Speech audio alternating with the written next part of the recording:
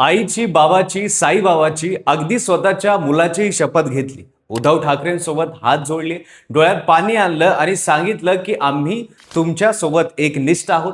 आम्ही तुम्हाला आणि तुमच्या पक्षाला सोडून कुठेच जाणार नाहीत. उद्धव ठाकरेंना त्यावर विश्वास बसला. संजय राऊत रिलॅक्स झाले.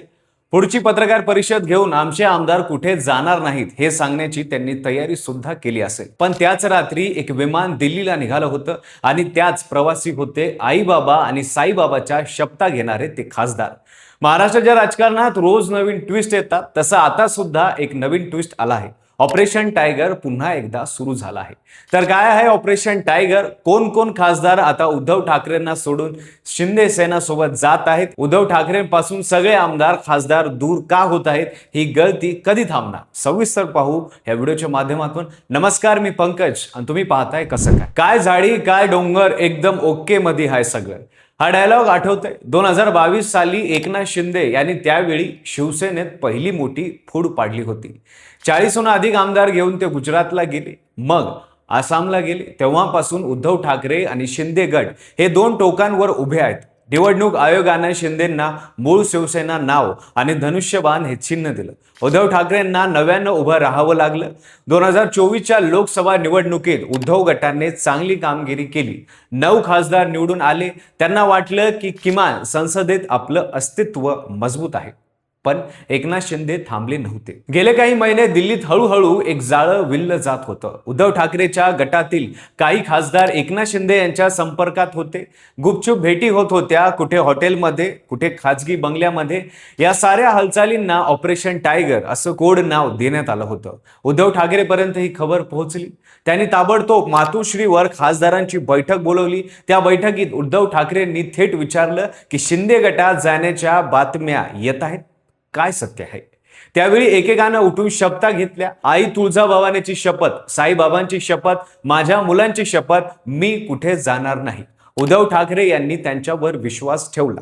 पण त्याच बैठकीत एक गोष्ट लक्षात आली की 5 खासदार प्रत्यक्ष मातोश्रीवर पोहोचले होते, बाकीचे ऑनलाईन होते. नेटवर्क प्रॉब्लेम सांगितलं गेलं, पण खरा प्रश्न होता की ते दिल्लीतून आले का नाही. त्यानंतर मातोश्रीनं दुसरी चाळ केली. फुटीर खासदारांच्या मतदारसंघातील शिवसेनेचे पदाधिकारी आणि कार्यकर्ते यांना मुद्दाम मातोश्रीवर बोलवण्यात आलं. मेसेज क्लिअर होता की खासदार गेले तरी मतदारसंघ आपल्याच हाती राहील. खासदारांवर दबाव निर्माण करण्याचा हा प्रयत्न होता, पण तोपर्यंत उशीर झाला होता. मंगळवारी रात्री एकनाथ शिंदे निघाले. गाडी दिल्लीकडे जाईल असं वाटलं, पण ते थेट राजस्थानला पोहोचले. तिथं लोकसभा अध्यक्ष ओमकार प्रकाश बिर्ला यांना गुपचूप भेटले, कारण त्यांना माहिती होतं की उद्धव गटाने लोकसभा अध्यक्षांना आधीच पत्र दिलं आहे. फुटीर गटाला मान्यता देऊ नका असं त्या पत्रात म्हटलं होतं. शिंदेनी बिर्लांना आधी भेटून आपली बाजू स्पष्ट केली, मग ते विमानानं दिल्लीत परत. एकही चूक होऊ नये याची त्यांनी पुरेपूर काळजी घेतली. बुधवारी सकाळी दिल्लीतील एक गोष्ट समोर आली. भाऊसाहेब वागचोरे, संजय देशमुख, संजय जाधव, संजय दीना पाटील, नागेश पाटील आष्टीकर आणि ओमकार निंबाळकर हे 6 खासदार एकत्र आले. ते शिंदेचा मुलगा म्हणजे खासदार श्रीकांत शिंदे यांच्या निवासस्थानी पोहोचले. तिथून थेट लोकसभा अध्यक्षांना पत्र देण्याची तयारी सुरू झाली. त्या पत्रात लिहिलं होतं की आम्ही ठाकरे गट सोडत असून आता आमचा पाठिंबा एकनाथ शिंदे यांच्या शिवसेनेला आहे. ज्या खासदारांनी 2 दिवसापूर्वी साईबाबांची शपथ घेतली होती, त्यांचे हात आता दुसऱ्याच पत्रावर सही करत होते. महाराष्ट्राच्या राजकारणात हा तो क्षण होता जेव्हा ऑपरेशन टायगरने आपला पंजा दाखवला. उद्धव ठाकरे गटात एकच खळबळ माजली. अनिल देसाई, संजय राऊत आणि अरविंद सावंत हे तिघे धावाधाव करत सक्रिय झाले. संजय राऊत यांनी थेट आरोप केला की या खासदारांना प्रत्येकी 15 कोटी रुपये देऊन विकत घेण्यात आला आहे. अरविंद सावंत यांनी लोकसभा अध्यक्षांना पत्र दिलं की फुटीर गटाला कोणतीही मान्यता देऊ नका. मात्र शिंदेनी आधीच बिर्लांशी बोलणं केलं होतं. एकनाथ शिंदे यांच्या शिवसेनेचा वर्धापन दिन 19 जून रोजी गोरेगावच्या नेस्को मैदानावर होणार आहे.